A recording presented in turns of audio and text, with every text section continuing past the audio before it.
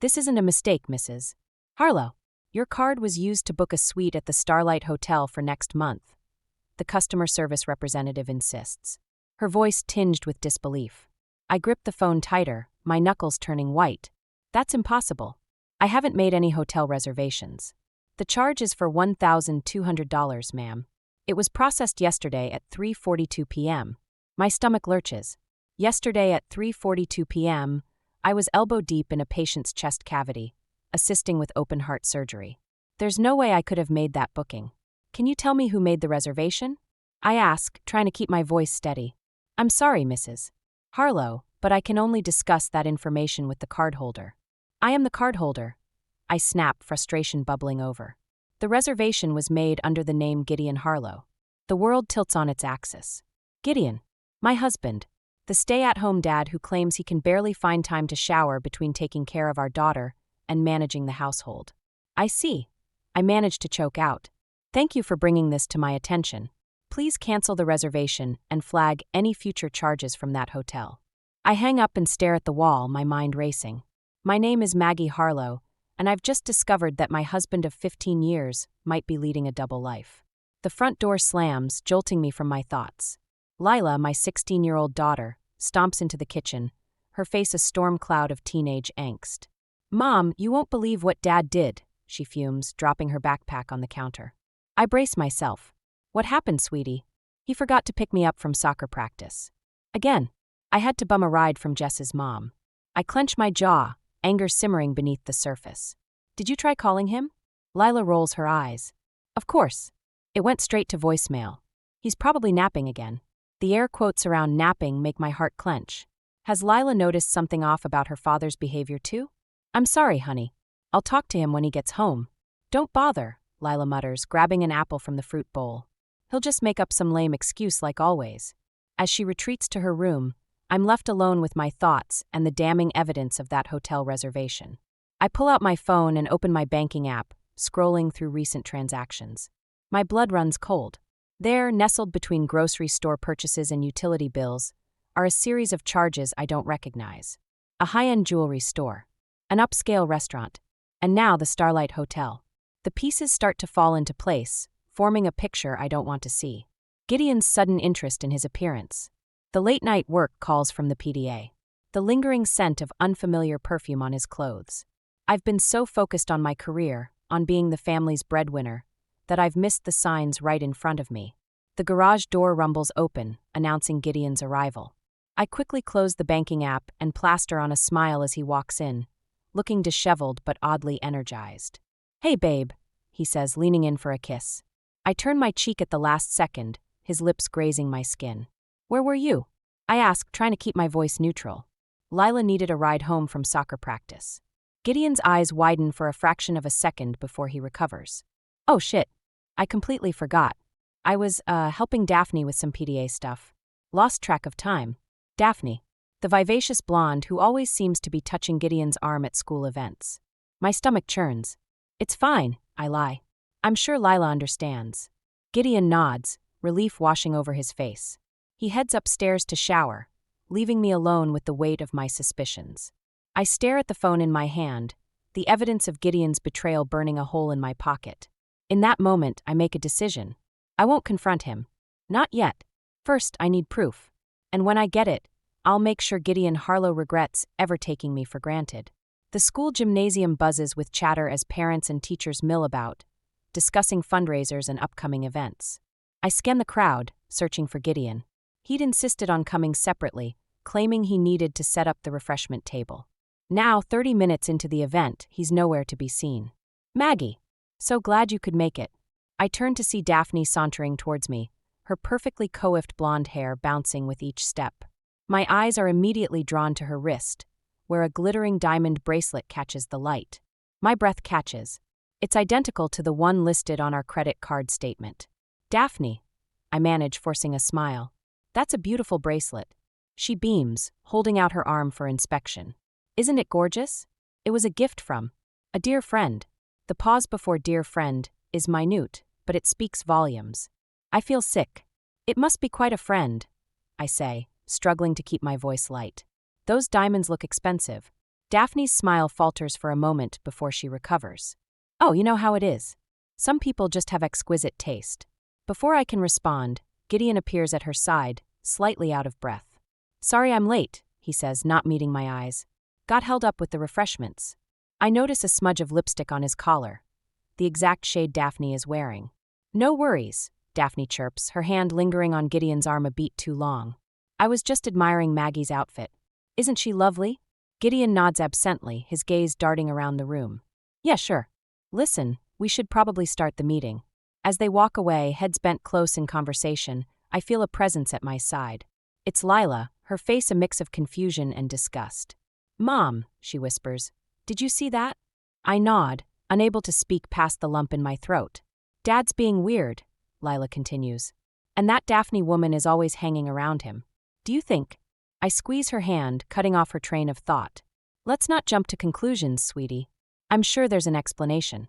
But even as I say the words, I know they're a lie. The evidence is mounting, and I can no longer ignore the truth staring me in the face. The meeting drags on, a blur of budget discussions and volunteer sign-ups. I barely hear a word, my mind racing with possibilities and plans. When it finally ends, Gideon makes a beeline for the exit. I've got to run, he says, not quite meeting my eyes. PDA stuff. Don't wait up. Before I can protest, he's gone, leaving me alone with Lila in the emptying gymnasium.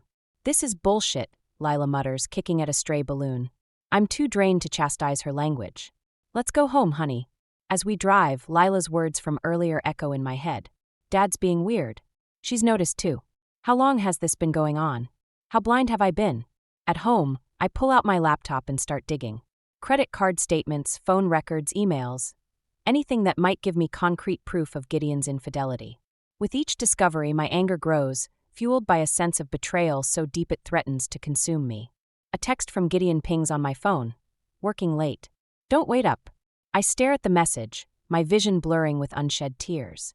This man who vowed to love and cherish me is systematically dismantling our life together. And for what? A fling with a vapid PDA mom? In that moment, something inside me hardens. I won't be a victim. I won't let Gideon destroy what we've built. If he wants to play games, I'll show him just how outmatched he is. I pick up my phone and dial a number I haven't used in years. Ronan? It's Maggie. I need your help. As I outline my suspicions to Gideon's uncle, a plan begins to take shape. Gideon thinks he's being clever, but he has no idea what's coming. By the time I'm done, he'll wish he'd never even looked at Daphne. The game is on and I intend to win. The neon sign of Le Petit Bistro flickers in the twilight as I slouch lower in my rental car. It's been 3 hours since Gideon left for another late-night PDA meeting. 3 hours of me tailing him through the city, my heart pounding with each turn. He pulls into the restaurant's parking lot, and I hold my breath as a familiar blonde steps out of a sleek convertible to meet him. Daphne. My suspicions confirmed, I feel a cold fury settle in my chest. I watch as Gideon embraces her, his hands lingering on her waist. They share a kiss that's far from chaste before heading inside. My fingers tremble as I reach for my phone, snapping photos of their intimate exchange. Got you, I whisper, my voice thick with emotion. I consider storming in, confronting them both in a dramatic scene worthy of a soap opera. But Ronan's words echo in my mind. Patience, Maggie. Gather your evidence. Make it ironclad. So I wait, each minute an eternity. I imagine them laughing over wine, sharing secret smiles, while I sit alone in a cold car, my world crumbling around me. 2 hours later, they emerge, slightly disheveled and giddy with wine. I capture more photos as they say goodbye, Gideon's hands roaming places they have no business being. As Daphne drives away, Gideon checks his watch and swears. He jumps in his car and speeds off, likely rushing home to maintain his charade of devoted husband and father. I follow at a distance, my mind racing. How long has this been going on? How many lies has he told? How many times has he touched me after being with her? When we reach our neighborhood, I park a block away and wait. 10 minutes later, I enter our house, steeling myself for the performance of a lifetime. Gideon's sprawled on the couch, feigning sleep. His shirt is rumpled, and I catch a whiff of unfamiliar perfume as I pass. Hey, I say softly, playing the role of unsuspecting wife. Long meeting. He stirs, blinking up at me with false innocence. Yeah, budget stuff. Boring as hell. How was your night? Oh, the usual. Helped Lila with homework, caught up on some paperwork. Lied through my teeth. Followed my cheating husband. Photographed his infidelity. The usual. Gideon nods, already losing interest. I'm beat. Heading to bed. As he climbs the stairs, I feel a surge of rage so potent it nearly chokes me. How dare he? How dare he lie to my face, sleep in our bed, after what he's done?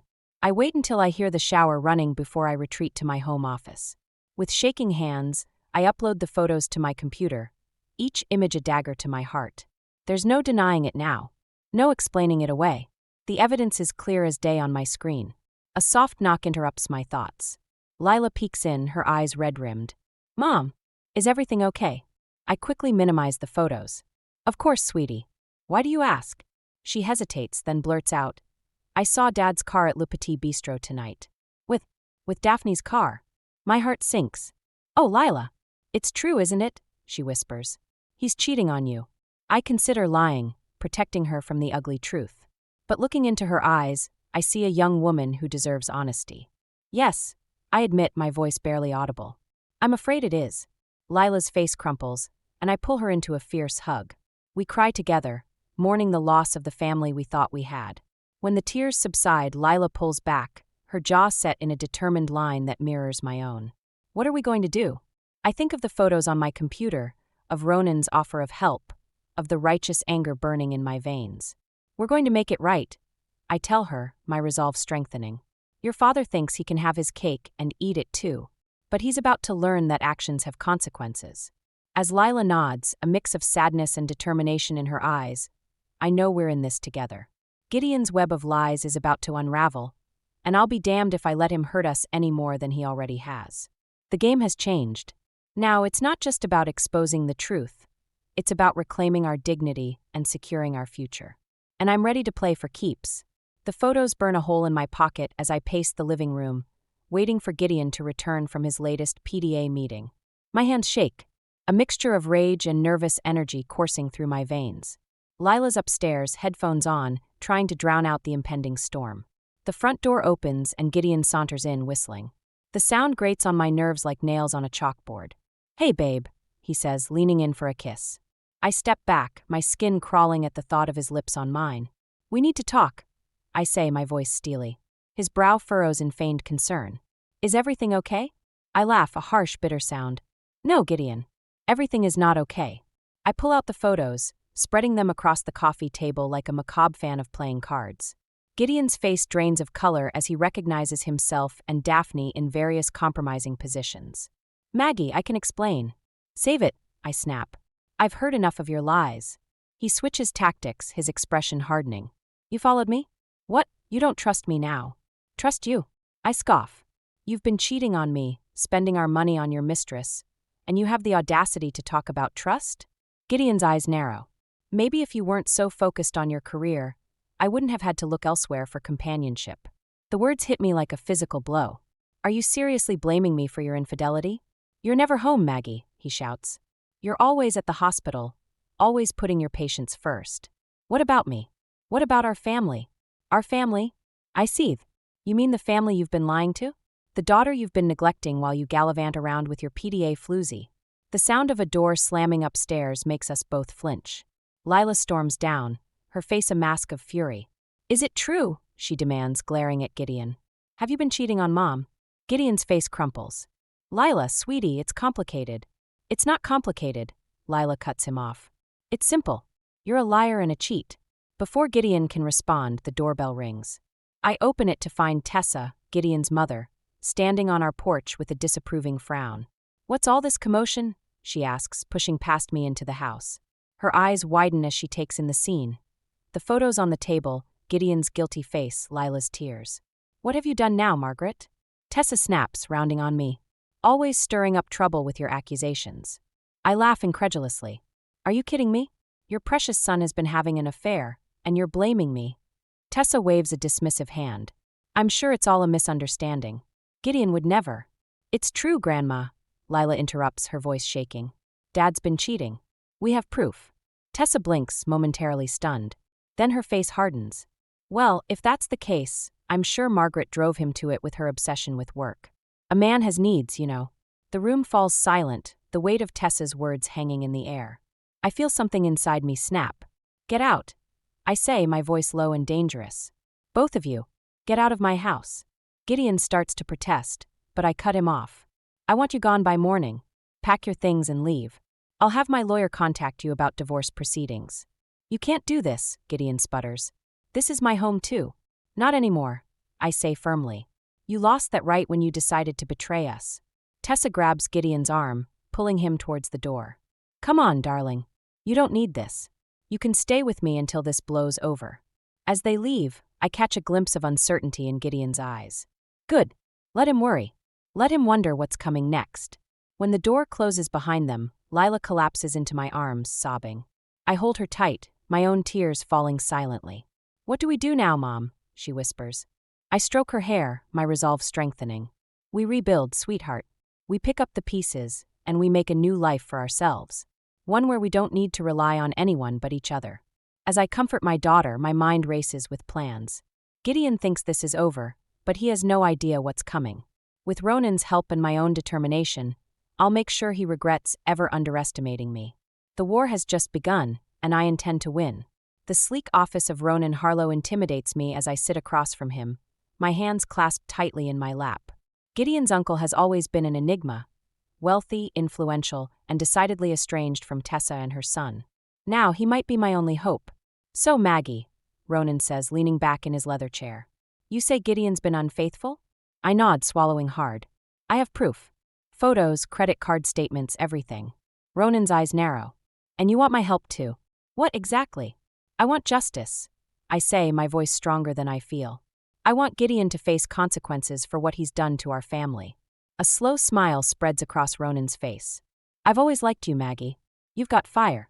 It's about time someone put Gideon in his place. Relief washes over me. So you'll help. On one condition, Ronan says, leaning forward. When this is over, you let me offer you a job. That nursing career of yours is holding you back. I hesitate, caught off guard. I'll think about it. Ronan nods, satisfied. Now let's talk strategy. For the next hour, we plot and scheme. Ronan's connections are vast, his resources seemingly limitless. By the time I leave his office, a plan has taken shape, one that will not only expose Gideon's infidelity, but also strip him of the comfortable life he's grown accustomed to. At home, Lila is waiting, her face a mix of hope and anxiety. How did it go with Uncle Ronan? I pull her into a hug. It went well, sweetheart. We've got a plan. As I outline the details, Lila's eyes widen. Mom, that's intense. Are you sure about this? I pause, considering her words. Am I sure? The plan is ruthless, designed to hit Gideon where it hurts most, his reputation and his wallet. Part of me recoils at the thought of being so vindictive. But then I remember the look on Gideon's face when I confronted him, the way he tried to blame me for his infidelity. My resolve hardens. I'm sure, I tell Lila. Your father made his choice. Now he has to live with the consequences. The next few days are a whirlwind of activity. I meet with lawyers, gather evidence, and set the wheels in motion. Ronan's influence opens doors I never knew existed, providing me with ammunition I never thought I'd have. Through it all, Gideon remains oblivious. He calls and texts, alternating between apologies and accusations. I ignore them all, steeling myself for what's to come.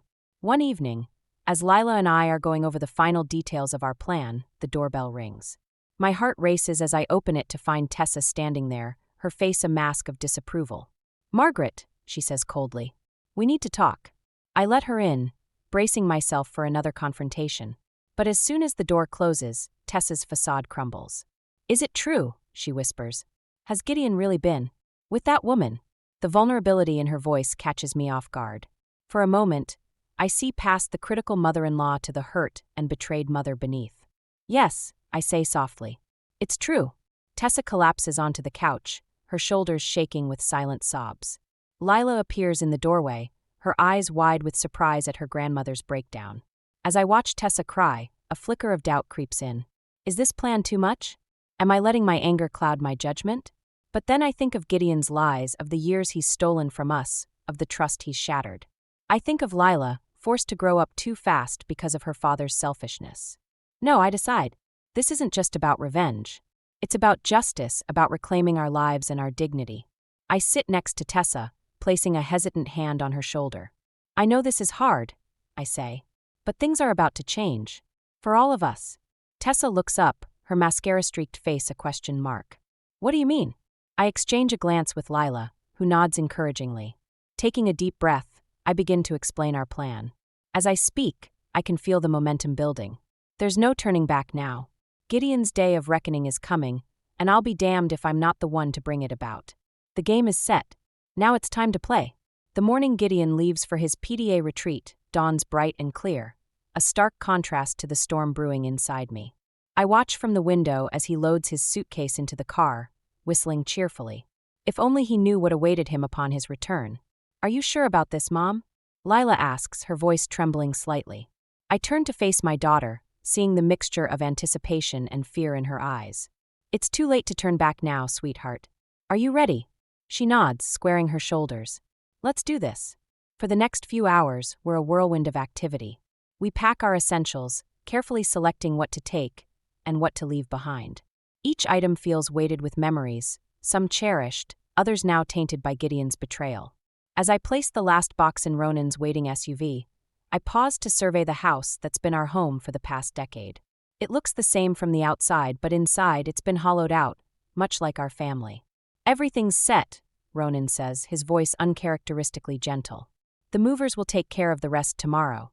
I nod, unable to speak past the lump in my throat. This is really happening. Back inside, I make my final preparations.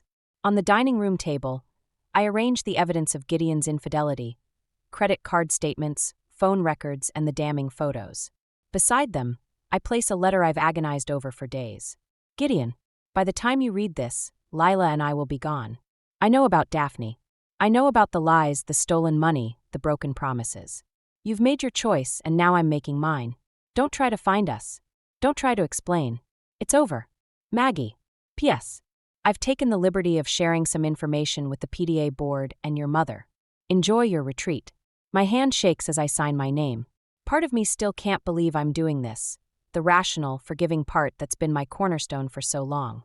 But that part is being overridden by a newfound strength, a fierce determination to reclaim my life and protect my daughter. Mom! Lila calls from the doorway. It's time. I take one last look around the house, memories flashing through my mind like a bittersweet slideshow.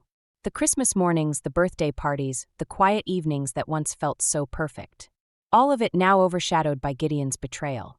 As we drive away, I feel a mixture of grief and exhilaration. We're leaving behind more than just a house. We're shedding the weight of lies and disappointment, stepping into an uncertain but hopeful future. Ronan drives us to a sleek apartment building across town, one of his many real estate investments. It's yours for as long as you need, he says, handing me the keys. I've arranged for round-the-clock security, just in case. I raise an eyebrow. You think Gideon will cause trouble? Ronan's expression darkens. Let's just say I wouldn't put anything past him at this point. As we settle into our temporary home, my phone buzzes with a series of texts. They're from various PDA members expressing shock and outrage at the anonymous tip they've received about Gideon and Daphne's affair. I smile grimly, imagining the chaos unfolding at the retreat. Another text comes through, this one from Tessa. It's short but speaks volumes. I'm so sorry, Margaret. You deserved better. Lila peers over my shoulder. Grandma's on our side now? Looks like it, I say, still somewhat surprised by this turn of events. As night falls, I stand on the balcony of our new apartment, gazing out at the city lights. Somewhere out there, Gideon is about to have his world turned upside down. Part of me feels a twinge of guilt at the devastation I've set in motion. But then I remember his lies, his callous disregard for our family, and my resolve hardens. No turning back now, I whisper to the night sky. Inside, Lila is curled up on the couch, scrolling through her phone with a mix of fascination and horror. Mom, it's blowing up on social media. Everyone knows. I join her, wrapping an arm around her shoulders. Are you okay? She nods, leaning into me. Yeah, it's weird and scary, but I'm glad we did it. He can't hurt us anymore. As we sit there on the precipice of our new life, I feel a sense of peace settling over me. The storm we've unleashed is just beginning, but for the first time in months, I'm not afraid. We're free, and whatever comes next, we'll face it together. The fallout is swift and merciless. Within hours of Gideon's return from his retreat, the carefully constructed facade of his life crumbles like a house of cards. I watch it unfold from the safety of our new apartment, my phone buzzing incessantly with updates. Lila sits beside me, her eyes wide as she scrolls through social media. "Mom, it's everywhere," she whispers.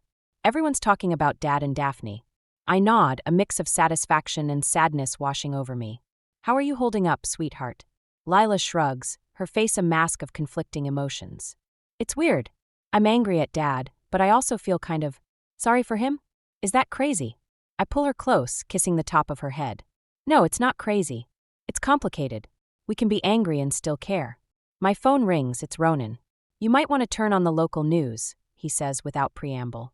We switch on the TV just in time to see Gideon stumbling out of our old house, looking disheveled and wild-eyed. A crowd of reporters swarms him, shouting questions about the affair and the misuse of PDA funds. "Mr. Harlow, is it true you've been embezzling money to fund your extramarital affair? Gideon, what do you have to say to the families you've betrayed?"